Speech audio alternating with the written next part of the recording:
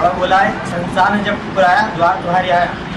तो देह का संसार तो लोग ही है, लेकिन आत्मा का संसार ने जब ठुकराया तो द्वार तिहारी आया। तो देह का संसार तो लौकिक है, लेकिन आत्मा का संसार।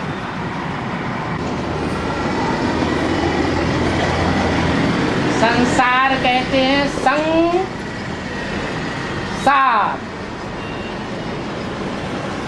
संसार माने संपूर्ण सरति, जो संपूर्ण रूप से चलता ही रहता है, वो चलने वाला है संसार। ये 5000 वर्ष का ड्रामा,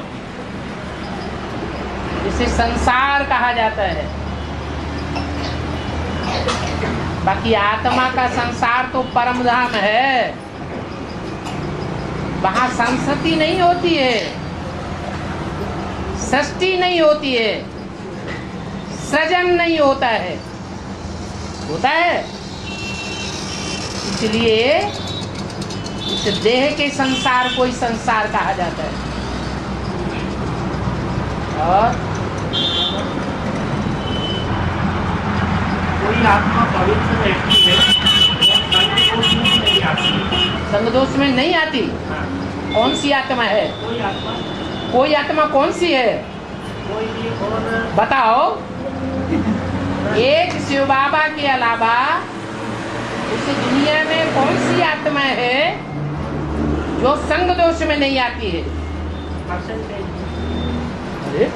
परसेंटेज में 500 करोड़ आते हैं, लेकिन अन्न दोष में परिस्थिति बस आ जाती है।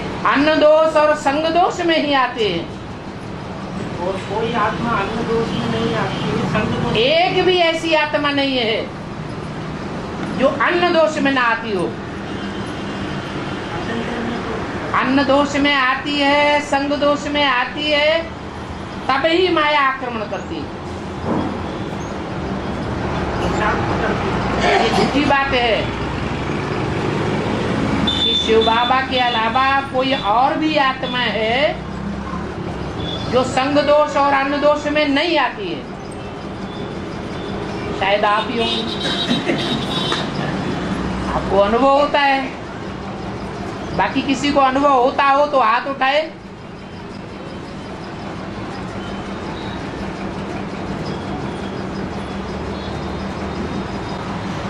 कोई नहीं। हाँ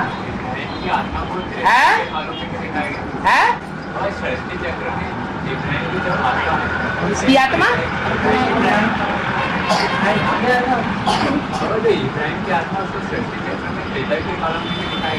त्रेता युग में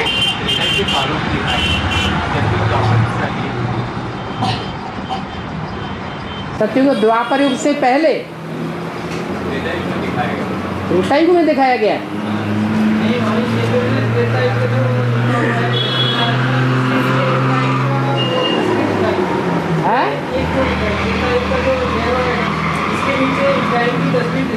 हाँ, द्वापर से शुरू होगा तभी त्रेता, त्रेता का अंत होगा तभी तो द्वापर शुरू होगा।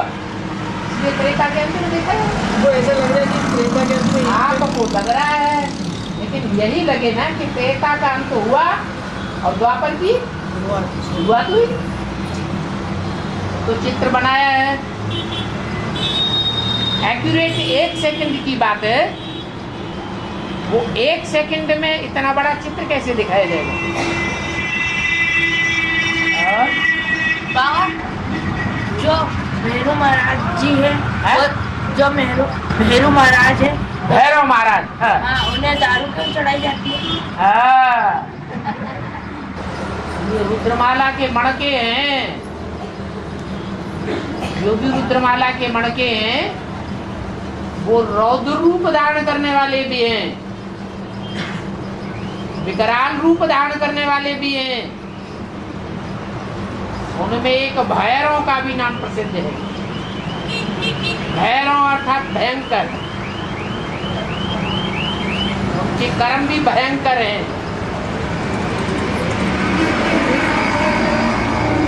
वो भयंकर कर्म करने के लिए उनका खान पान सब भयंकर हो जाता है। और बाबा की याद से वो कंट्रोल भी करते हैं। जैसे बाबा कहते हैं मिलिट्री वालों को कि कैंटीन में खाना पड़ता है,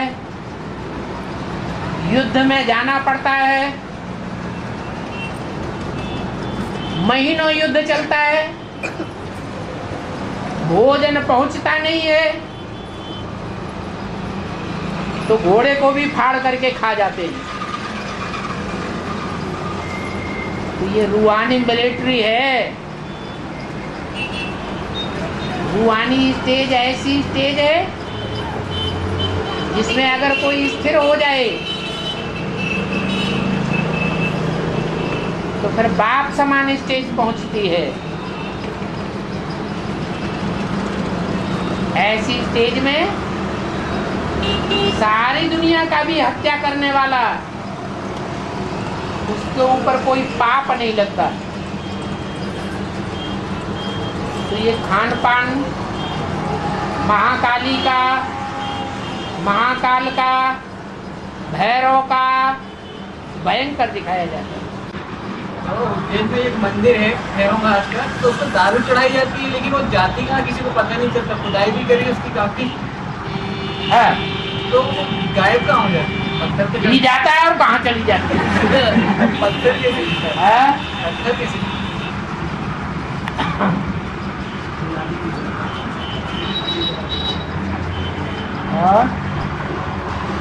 और आप गौरव बताएं कि तलवार 4-5 रुपए की होती है, एक तलवार 5 से 1000 रुपए की है? आप अर्थ यही है कि कोई की ज्ञान की तलवार में जौहर नहीं होता है याद का, और कोई की तलवार में बहुत जौहर होता है। एक बात कही तो कोई में ताकत नहीं जो उस बात को काट सके, मानना ही पड़ता है। तो ज्यादा वैल्यू हो गई ना। कोई की बात की कोई वैल्यू नहीं होती। बोलते रहो, बकते रहो।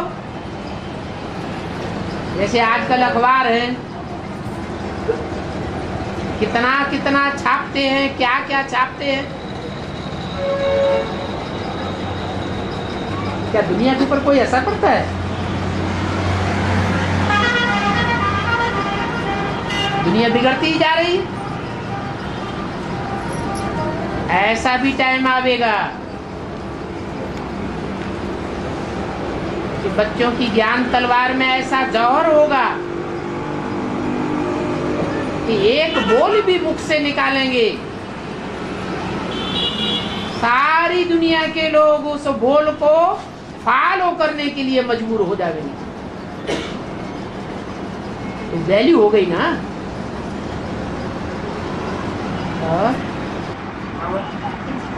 आप बच्चों को सब कुछ दे देते हैं, बिल्कुल नहीं रखते हैं। साक्षात्कार की चाबी नहीं देते हैं। चाबी की तो बात करेंगे, साक्षात्कार की चाबी क्या है? साक्षात्कार की चाबी है भक्तों को खुशी में लाने की चाबी। उसको कहाँ रखते हैं? कहाँ लगते हैं? वो कोई स्थूल चाबी थोड़ा ही है। जैसे स्वप्न है कोई स्थूल चीज थोड़ा ही है, ऐसे ही साक्षात्कार कोई स्थूल चीज नहीं है। ये अंदर से एक प्रकार की अल्पकाल की खुशी बैठ जाती है, जो खुशी दृढ़ निश्चय पैदा करा देती है।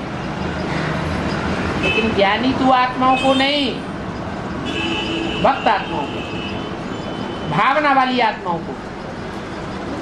जैसे ब्रह्मा को साक्षात्कार हो गए तो उनको ऐसा पक्का निश्चय बैठ गया कि लंबे समय तक डटे रहे।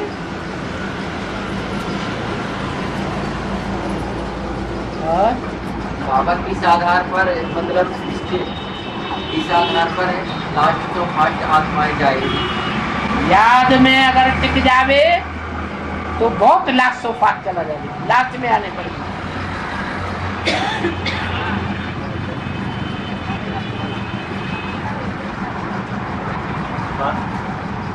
कल्प के अंत में पुरुषार्थ की आत्मा है।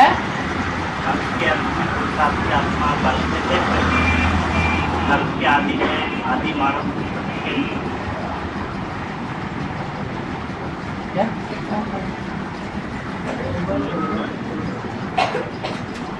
हर कल्प के अंत में हाँ, पुरुषार्थ की आत्मा बर्फ में सेप रहे हैं। पुरुषार्थी आत्मा बर्फ में सेप रहते हैं। हाँ, बर्फ में शरीर सेफ रहता है, आत्मा नहीं सेफ रहती है।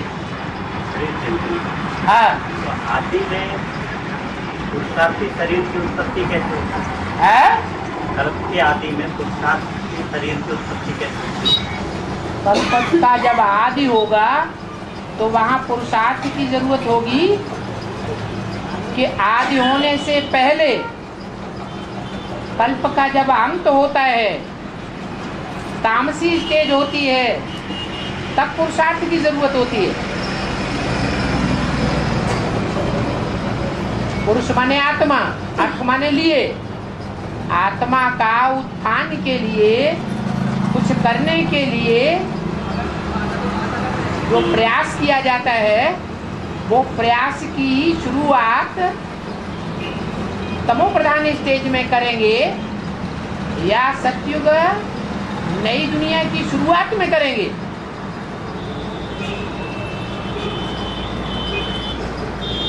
नई दुनिया की शुरुआत होगी तो 100% 16 कला संपूर्ण स्टेज होगी। वहां पुरुषार्थ की दरकार है ही नहीं। जब तमो प्रधान बनती है दुनिया, तब ही पुरुषार्थ की जरूरत होती है। बर्फ में जो शरीर दब जाएंगे, उनका पुरुषार्थ पूरा हुआ। नेचर ही उनके शरीरों को पावन बना देगी।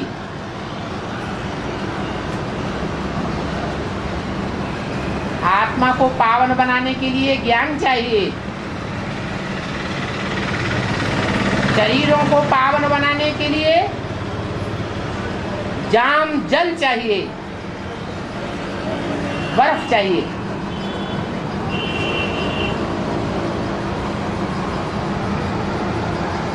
एक सेकंड का अंतर होता है नई दुनिया और पुरानी दुनिया के बीच। तो पुरुषार्थ कब करेंगे? पुरानी दुनिया के अंत में करेंगे कि नई दुनिया के अंत में करेंगे? बस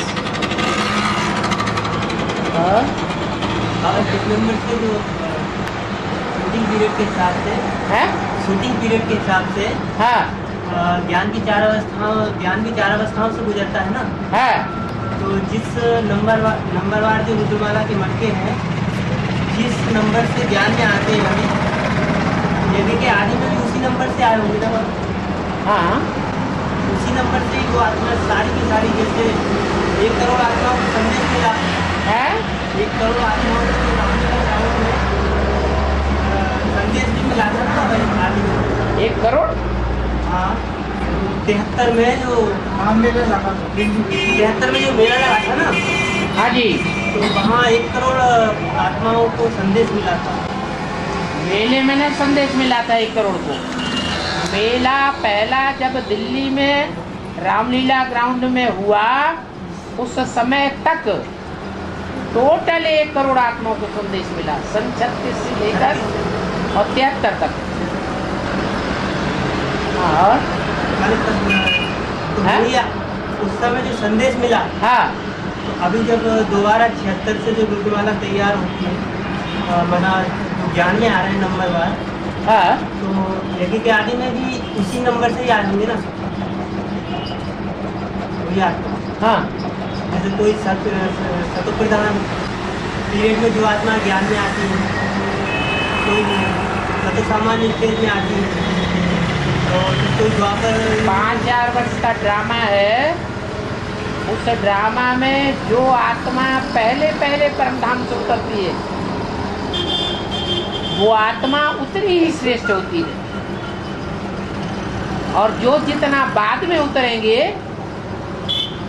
उतने ही नीची स्टेज की। यहाँ ज्ञान मार्ग में आत्मा की जानकारी में उतरते हैं, वहां रंगमंच पर उतरना होता है, और यहाँ आत्मा की जानकारी होती है। वो क्रम एक ही है।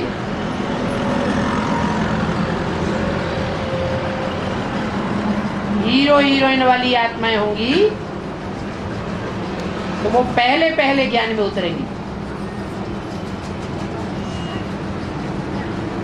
बाद में दूसरी आत्मा उतरेगी।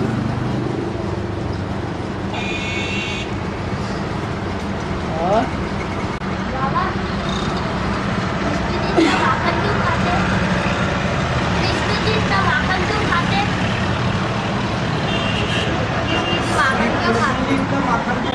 हाँ, मोटे ताजे चकाचक बनने के लिए खाते हैं। मक्खन सबको ही पचा पाएगा क्या? मक्खन वही पचा पाएगा जिसका बुद्धरूपी पेट बहुत मजबूत हो, नहीं तो दस्त हो जाएंगे। तो बुद्धि को सालिम बनाने के लिए माताएं कृष्ण के मुंह में मक्खन देती हैं। माताएं कृष्ण बच्चे से बहुत प्यार करती है ना, तो उसको बहुत मक्खन खिलाती है। और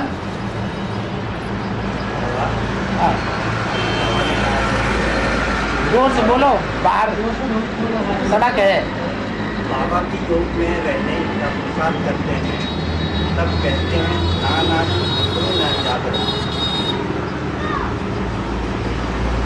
हाँ ये नाना तो ना याद रहो। हाँ, ना विसरो ना याद रहो। विसरो इसलिए नहीं कि बाबा को तुम बच्चों की सेवा करनी है, इसलिए विसरो नहीं।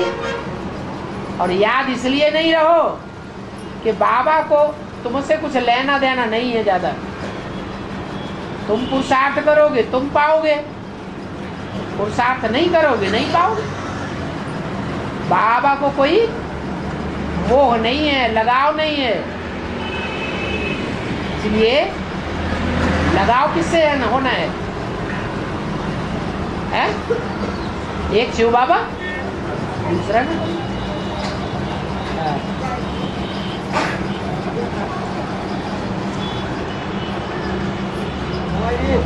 हमारा सूर्यवंशी जो आत्माएं हैं, है?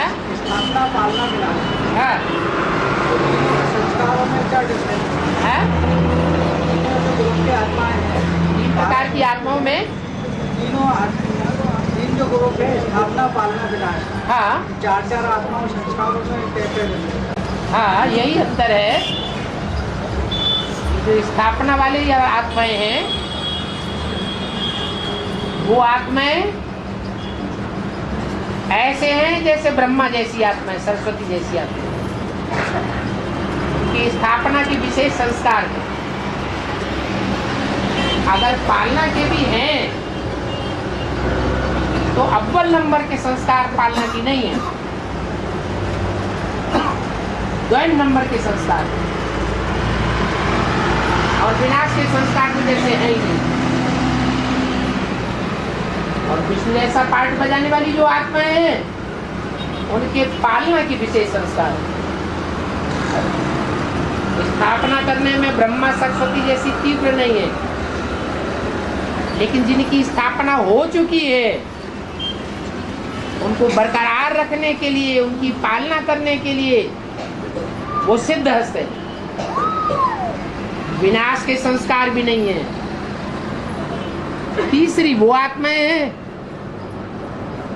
कि स्थापना के भी संस्कार तीव्र नहीं है,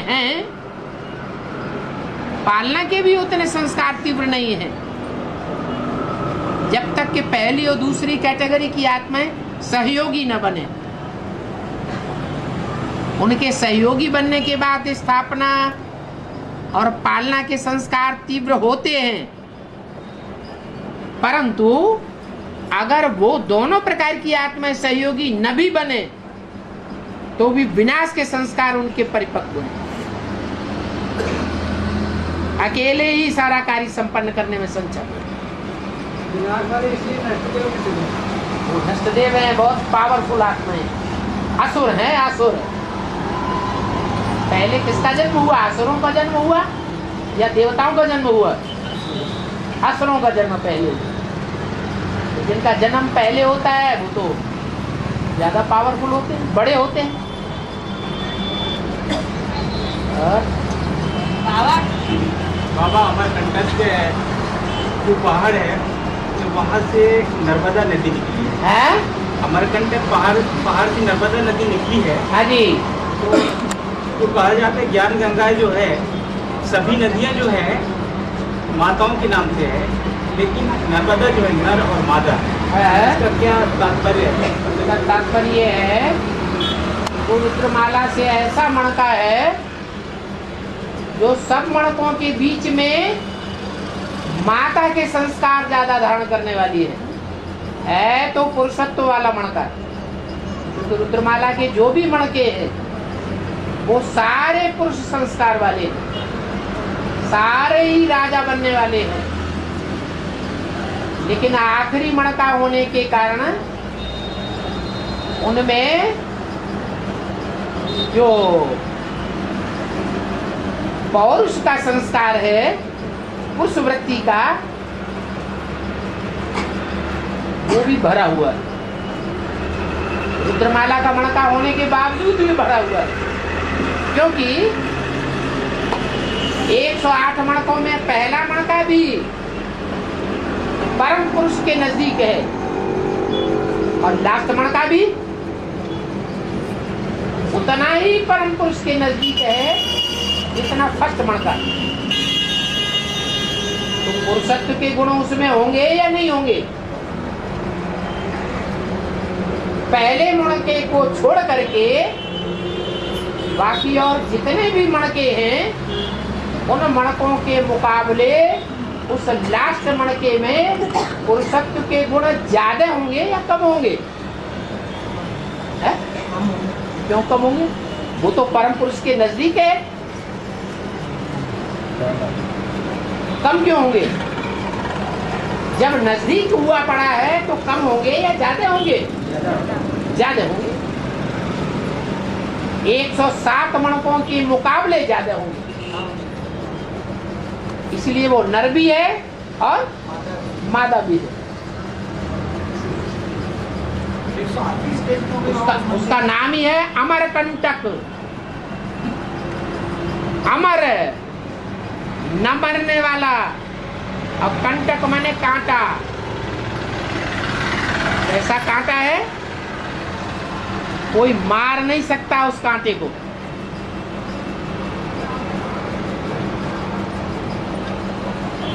साक्षात महाकाल भी आ जाए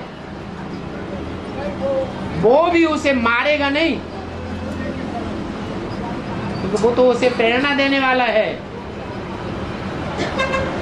असुरों का संहार करो तो मारेगा क्यों?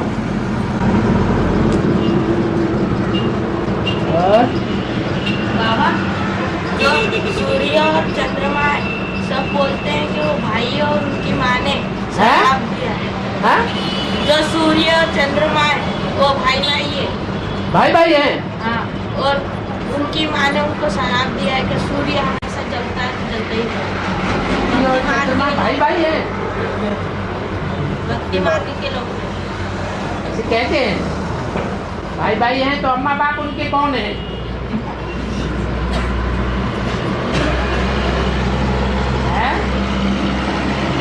पूरी पूरी बात देखो, अधूरा अधूरा ना उठाओ।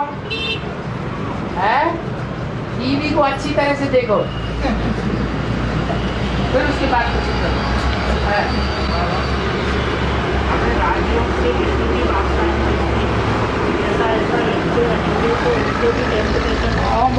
ले गया?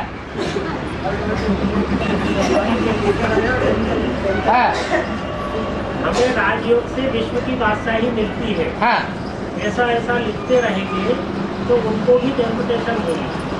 हाँ,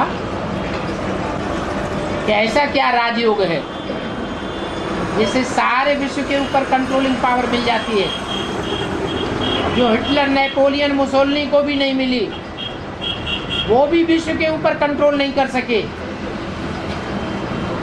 तो उनका लगाव बढ़ेगा ना राज्यों की तरफ, उनको भी टेम्पटेशन आवेगा, लालच आवेगी कि हम भी सीखें।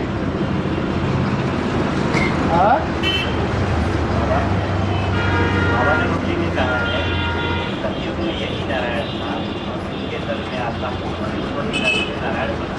सतयुग में यही नारायण आता हूँ और इनको दर में नारायण बना।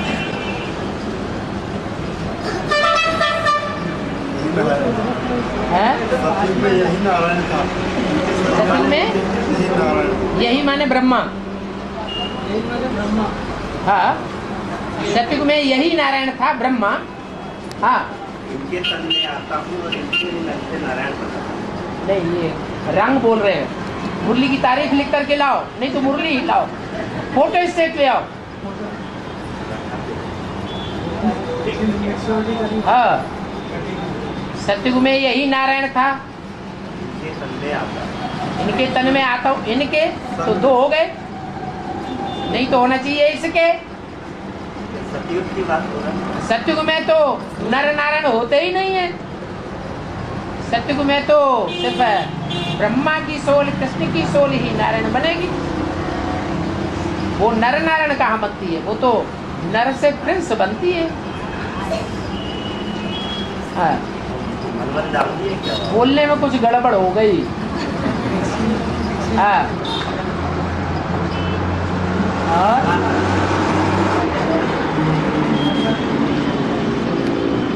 और कोई मुरली में आता है शिवाय नमः, और कोई मुरली में आता है ओम नमः शिवाय, तो इसका अलग अलग क्यों है? जो शिवाय नमः जहाँ आता है, वो शिव वास्तव में एक ही सोल है जो सब बच्चों को नमन करती है, झुकती है। झुकता वो है जिसका मान मर्तबा पद नीचा होता है। तो शिव बाप कोई पद मान मर्तबा नहीं लेते हैं, इसलिए कहते हैं शिवाय नमः। बच्चे कहते हैं शिवाय नमः, लेकिन सुप्रीम सोल को नहीं कहते हैं, इसको नमन करते हैं। उस समय वो किसी तन में आकर के प्रवेश करता है और कल्याणकारी कार्य करता है, तब उसका नाम पड़ता है शिव। परम धाम में रह के कोई कल्याणकारी कार्य नहीं होता।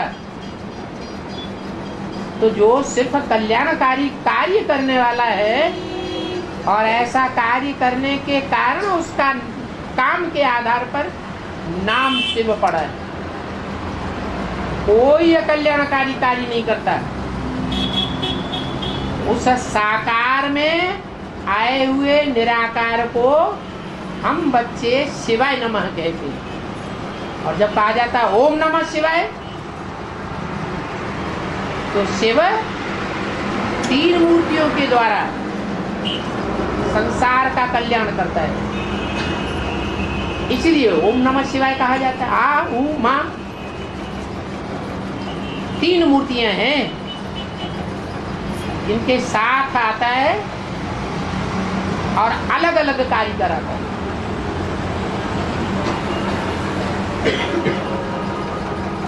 तीनों के साथ इकट्ठा कार्य नहीं कराता। ब्रह्मा के द्वारा, फिर शंकर के द्वारा, फिर विष्णु के द्वारा। उनमें एक मूर्ति ऐसी है जो सिर्फ कल्याणकारी है, अकल्याणकारी है ही नहीं। उसके कारण उस मूर्ति का नाम शिव के साथ ऐड किया जाता है। शिवाय नमः और ओम नमो शिवाय अलग अलग बातें हो जाती हैं। ओम नमः शिवाय माने त्रिमूर्ति शिव को नमन, और शिवाय नमः माना सिर्फ एक आत्मा का कर्तव्य है कल्याण करने का।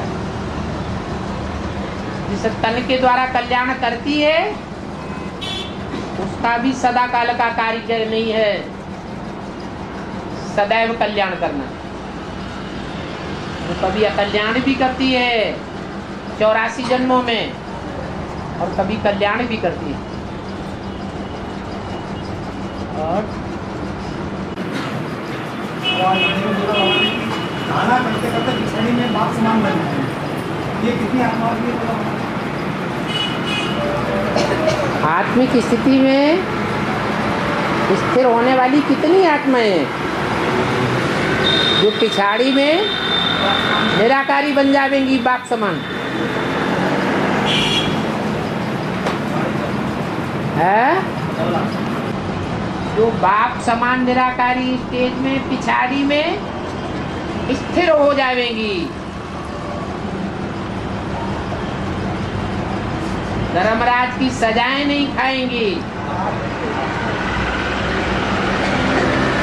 धर्मराज की सजाएं खा जाएं फिर बाप समान कही जाए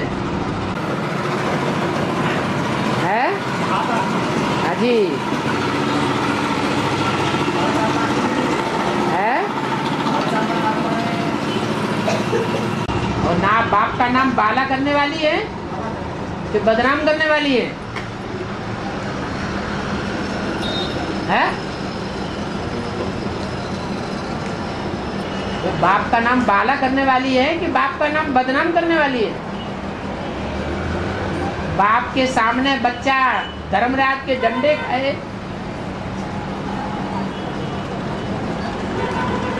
कोई कोर्ट में जाकर के उसको सजा सुनाई जाए तो बाप को अच्छा लगेगा है कि विश्व के मालिक का बालक और ऐसे कर्म करता है जो सजा खा रहा है, वो बाप समान कर्तव्य हुआ कहेंगे है? नहीं कहेंगे है। जो ओम नमः शिवाय का जाप करते हैं और कृष्णाय गोविंदाय नमो नमः, तो क्या फायदा पाप करते हैं? पाप करते हैं वहाँ नहीं होता है क्या ऐसा? जो ज्ञान में नहीं है, जो भक्ति मार्ग वाले जाप करते हैं। वो आप पूछ रहे हैं उनके पाप करते हैं क्या? माने आप भी ऐसा कर रहे हैं, शायद कर रहे होंगे, हमको क्या तो फायदा? क्यों पूछ रहे हैं? हमको फायदा क्या होता है? फायदा नहीं, नुकसान होता है। बिना समझे बिना जाने जो कुछ किया जाता है, बिना सोचे समझे उसका अंजाम क्या होता है? अच्छा होता है या बुरा? तो कि नीचे गिरेंगे। कोई भी काम करने से पहले मनुष्य का काम है मन से सोच विचार करना। कीड़ा मकोड़ा पशु पक्षी इनको मन नहीं काम करता है, मन से सोच विचार नहीं करते हैं, ये मन बुद्धि नहीं चलाते, तो इनका काम नहीं है नई शक्ति बनाना, इससे फायदा ही नहीं। और मनुष्य भी ऐसा ही बन जावे तो फायदे का काम करेगा या नुकसान का काम करेगा? नुकसान ही होगा। होता गया 2500 साल क्या हुआ? नीचे ही गिरना हुआ।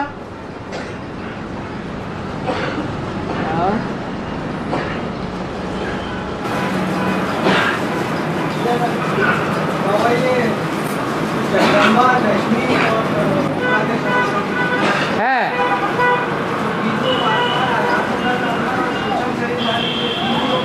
हैं? विष्णु आत्मा है और आधार मूर्त आत्मा सूक्ष्म शरीर आते हैं।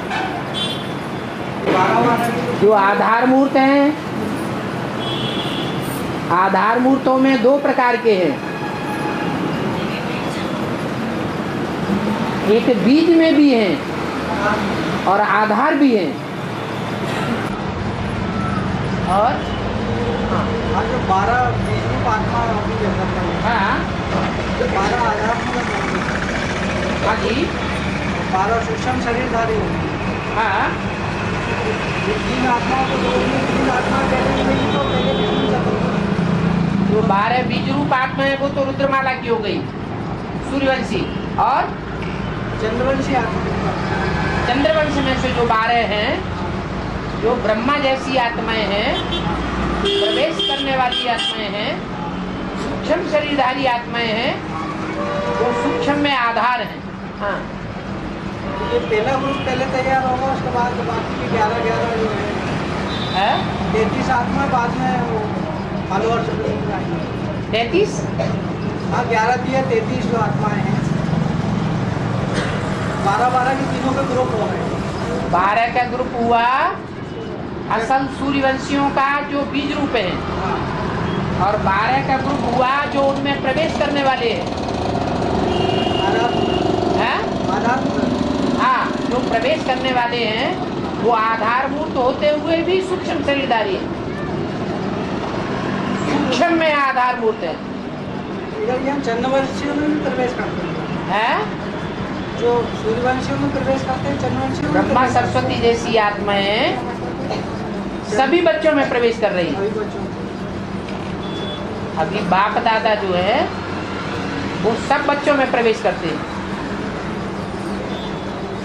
हाँ तो पहले ग्रुप के संस्कार मिलेंगे, उसके बाद ही मतलब ये बाकी की जो मैं केवल इनकी बात कर रहा हूँ, जगदम्बा लक्ष्मी और सरस्वती। जगदम्बा है चंद्रवंशियों की बीज, हाँ और लक्ष्मी है आधार चंद्रवंशियों में वो चंद्रवंशी जो अपने को बाद में कन्वर्ट कर लेते हैं सूर्यवंश में। जगदम्बा अपने को सूर्यवंश में कन्वर्ट नहीं कर पाती, वो पक्का बीज है चंद्रवंश का, तो उसका नंबर बाद में लगेगा। और जो कन्वर्ट कर लेते हैं उनका नंबर पहले लग जाता है। तो 3 कैटेगरी हो गई। एक है ऑटोमेटिक है सूर्यवंशी, कन्वर्ट होने के लिए ज्यादा मेहनत होने की बात नहीं है, बाप का ज्ञान मिला और बस पक्के हो गए, चल पड़े। इनको सेमी सूर्यवंशी कहा जाएगा, इनको जो कन्वर्ट हो जाते हैं। जो कन्वर्ट होने वाले हैं वो चंद्रवंशी तो हुए ना, तभी तो उनको कन्वर्ट होने की बात है। अगर पहले से ही सूर्यवंशी हो तो कन्वर्ट होने की बात ही नहीं है।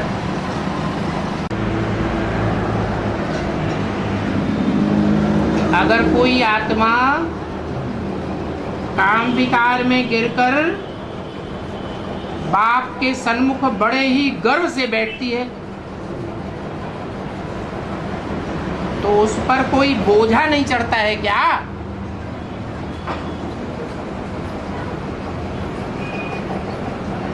है?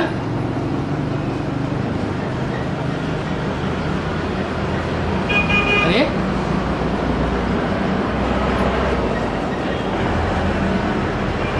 इसमें भी जवाब देने में हाँ ना में कोई देर है क्या? है? जरूर चढ़ेगा। और ही उन आत्माओं के मुकाबले ज्यादा चढ़ेगा जो काम विकार में गिरने के बाद बाबा को तुरंत बता देती है।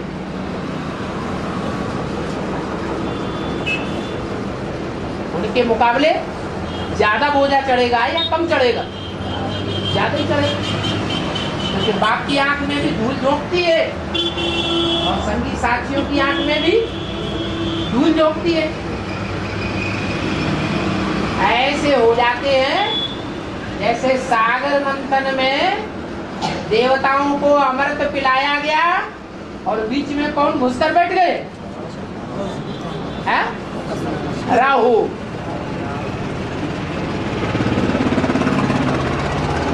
असुर साबित हो जाएंगे, राक्षस संप्रदाय साबित हो जाएंगे। तो मुरली में बोला है आगे चल करके ऐसी ऐसी स्थितियां परिस्थितियां आवेंगी कि कोई भी बात कोई की छिपी रह नहीं सकेगी। जितना छिपावेंगे उतना और ज्यादा समाज और दुनिया के सामने वो बढ़ के आवेगी। यहाँ तक कि जिनके साथ विकार भोगे हैं वही मैदान में आकर के बोलने लग पड़ेगा, सारा ही भंडाखोर हो जाएगा।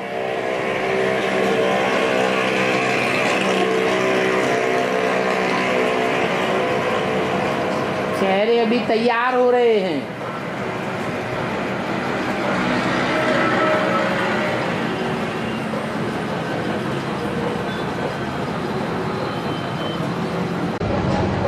भक्त आत्माओं को साक्षात्कार होते हैं।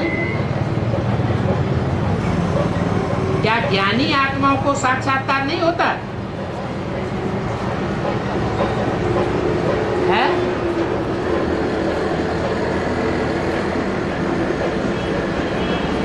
ज्ञानी आत्मा माना रुद्रमाला के मणके, और भक्त आत्मा माना विजयमाला के मणके अथवा भक्तमाला में आने वाले।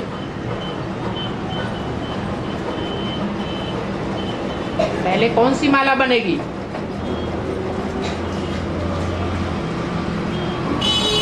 एक है रुद्रमाला, दूसरी है विजयमाला, तीसरी है भक्तमाल। कौन सी माला पहले बनेगी? है रुद्रमाला पहले बनती है। माने आगे आगे जाते हैं, एडवांस में जाते हैं रुद्रमाला के मणके। माने ज्ञानी तू आत्माओं की माला। बाप को क्या प्रिय है? ज्ञानी तू आत्मा मुझे विशेष प्रिय। क्यों? क्योंकि बाप का जो वर्षा है उस वर्षे को वो ज्यादा कदर करते हैं। बाप का वर्षा क्या है? बाप परमधाम से आते हैं तो क्या लाते हैं? है? ज्ञान ही लाते हैं। मैं तुम बच्चों के लिए तीरी पर बहिष्त लाया हूं। तीरी अर्थात हथेली पर स्वर्ग की सौगात लाया हूं। तो क्या प्रैक्टिकल में कोई स्वर्ग की बनी बनाई दुनिया हाथ में आ जाती है? कौन सा वर्षा आ जाता है? बुद्ध रूपी हथेली में ज्ञान के आधार पर नई दुनिया का नक्शा हमारी बुद्धि में आ जाता है। और जिनकी बुद्धि में वो नक्शा आ जाता है वो ही पुरुषार्थ करते हैं नई दुनिया में जाने के लिए प्रैक्टिकल जीवन में। बाकी जिनकी बुद्धि में नहीं आता है लेकिन जन्म जन्मांतर की पवित्र आत्माएं हैं,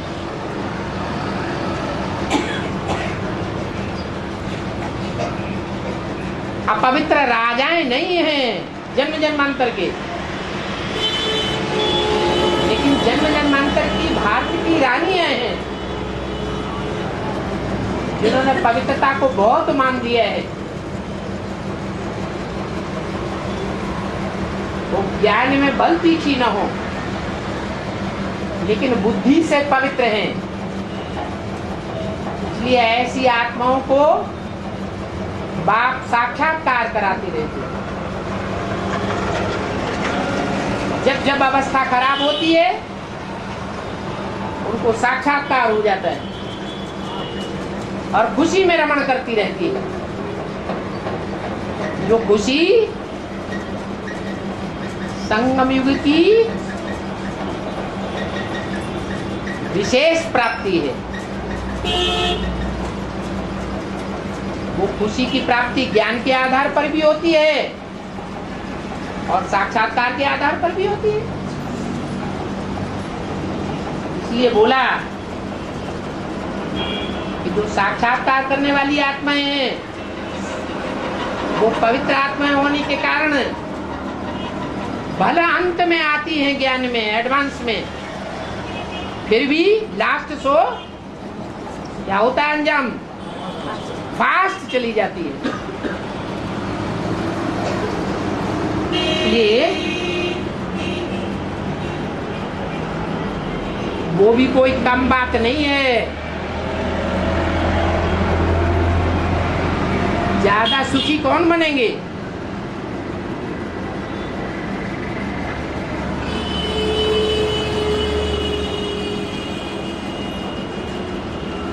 जो देह से सुख भोगे जाते हैं वो सुखों की प्राप्ति करने वाली आत्माएं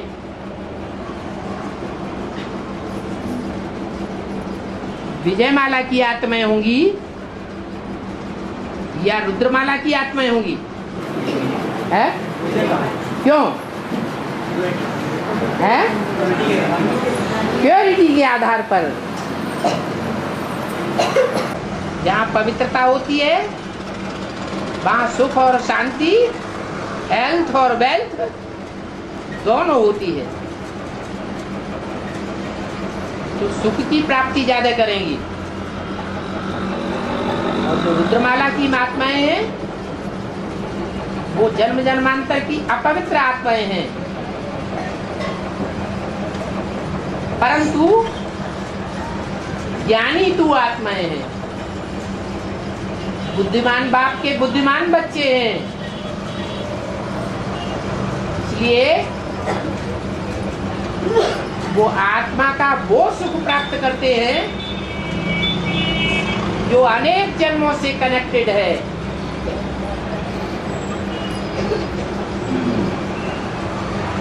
कोई आत्मा जन्म लेकर के ऐसे अच्छे कार्य करती है समाज के लिए, देश के लिए, परिवार के लिए, कि जन्म जन्मांतर के लिए उनका नाम बाला हो जाता है, हिस्ट्री में नाम बाला हो जाता है। तो उसे आत्मा का सुख कहेंगे या देह का सुख कहेंगे? है? आत्मा का सुख है।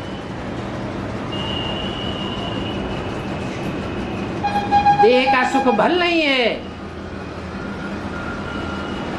लेकिन अनेक जन्मों के लिए आत्मा संतुष्ट हो जाती है।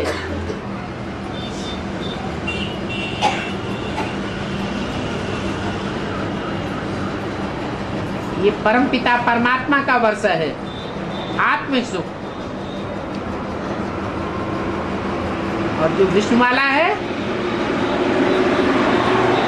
वो जन्म जन्मांतर का देह का सुख प्राप्त कराने वाली माला है।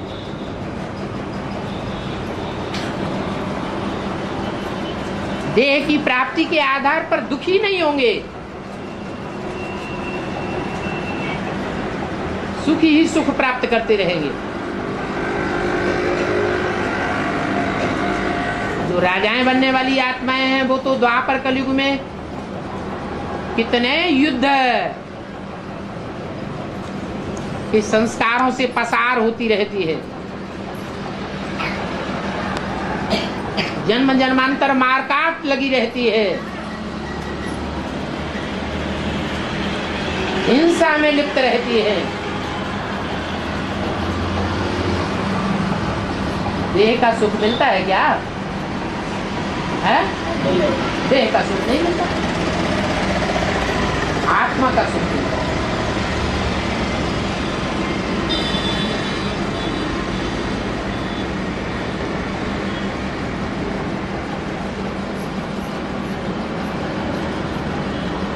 प्रश्न था, भक्त आत्माओं को साक्षात्कार होते हैं क्या ज्ञानी आत्माओं को साक्षात्कार नहीं होते?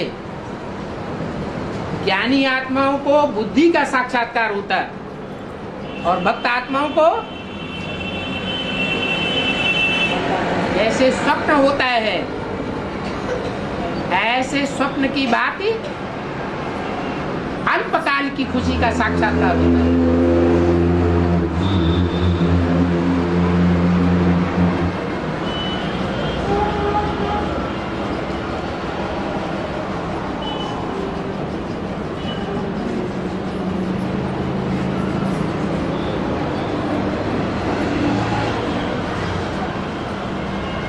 कालों के काल महाकाल के बच्चों को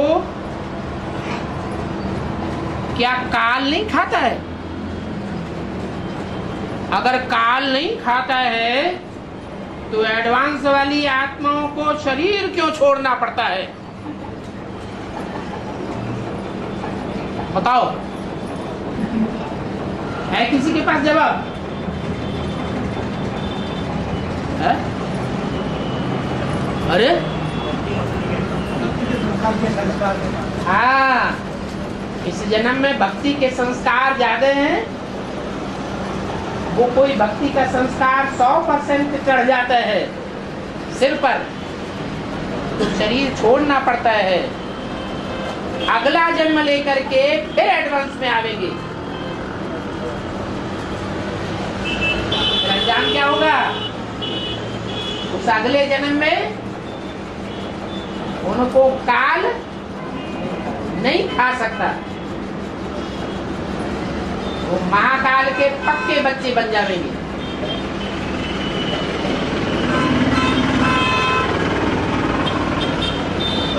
जैसे ज्ञानी तू आत्मा, राम वाली आत्मा, इस जन्म में ज्ञानी तू आत्मा तो है। ये यज्ञ के आदमी भी ज्ञानी तू आत्मा के है? नहीं कहेंगे। तो काल खाता है या नहीं खाता है? काल खा लेता है। फिर अगले जन्म में काल नहीं खा सकता।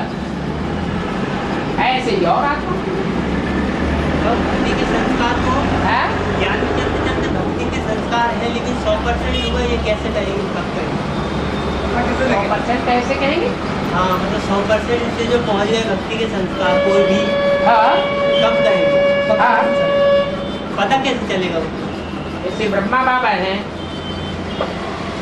ब्रह्मा बाबा में मोह के संस्कार थे या नहीं थे? है? लेकिन वो मोह के संस्कार इतने बढ़ गए कि बच्चे ने उनकी जान ले ली। तो भी गांधी जी के मुख से क्या निकला? इसका कल्याण हो। ऐसे असुरों का कल्याण हो जाएगा? नहीं हो सकता। ये न्याय नहीं है, अन्याय है।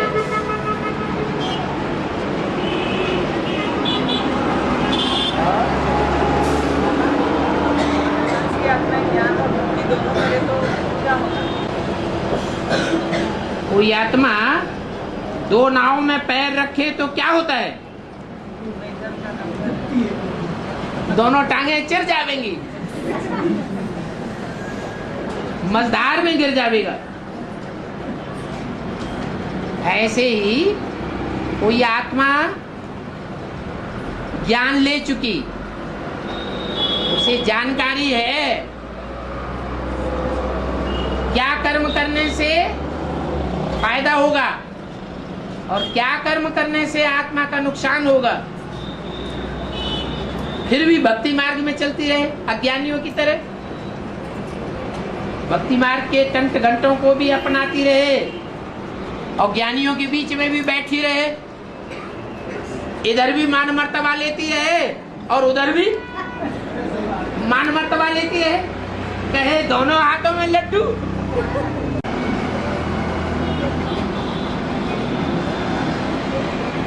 क्या लिखा है?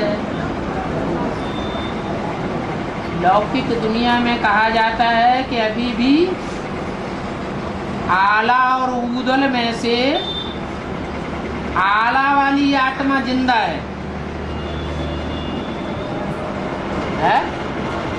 सदा अमर कौन है? अल्लाह या ऊदल? एक मुसलमान कहते हैं अल्लाहु अकबर। तो सदा जिंदा कौन है? अल्लाह कहो, आला कहो, अलफ कहो।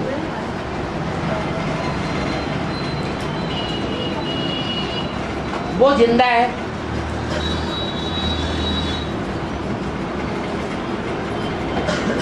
जो जिंदा है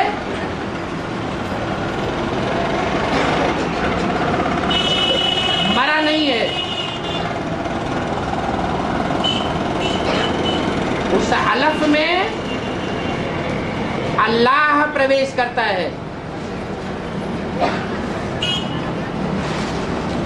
और नई दुनिया की स्थापना करता है।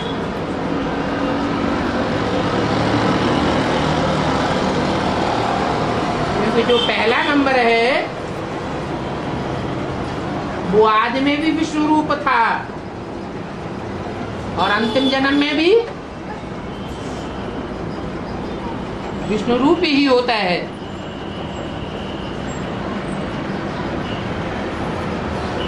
इसलिए मरने वाली बात नहीं है। दुनिया में भी कहते हैं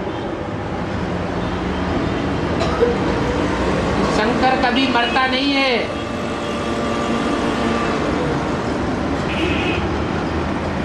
वो सदैव अमर है।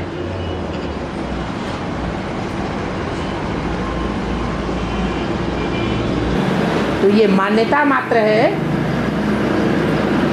यह शरीर से जिंदा रहने वाली बात है?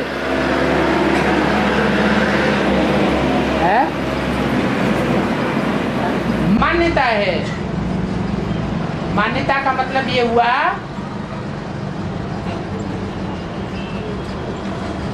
कि भगवान ने आकर के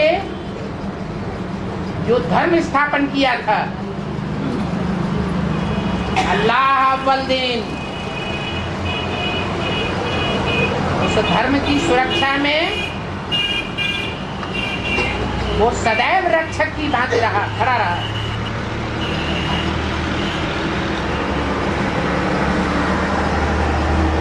कभी समाप्त नहीं होता। उसे कहा जाता है प्रायः लोप। देवी देवता सनातन धर्म प्रायः लोप होता है, सर्वथा लोप नहीं होता। ऐसे ही ये मान्यता है। आला ऊदल की कथा दक्षिण भारत की है। दक्षिण भारत वालों में मन सुनाई जाती है या उत्तर भारत वालों में है? उत्तर भारत में सुनाई जाती है। तो कोई आला उदल हुए नहीं है हिस्ट्री में। कोई हिस्ट्री नहीं मिलती उनकी। जैसे पौराणिक कथाएं हैं, ऐसे ही आला उदल की भी एक लोक कथा चल रही है जो उत्तर भारत में बहुत प्रसिद्ध है। ऊंची गद्दी आला बैठे बादल 3 हाथ रह जाए। अरे वो है ही अल्लाह का पार्ट। अल्लाह माने ऊंचा, ऊंची स्टेज वाला। तो उसके मुकाबले है ऊदल। क्या इसका दल बल बहुत बड़ा है या छोटा है? हैं? दल बल बहुत बड़ा है, इसकी सेना बहुत बड़ी है।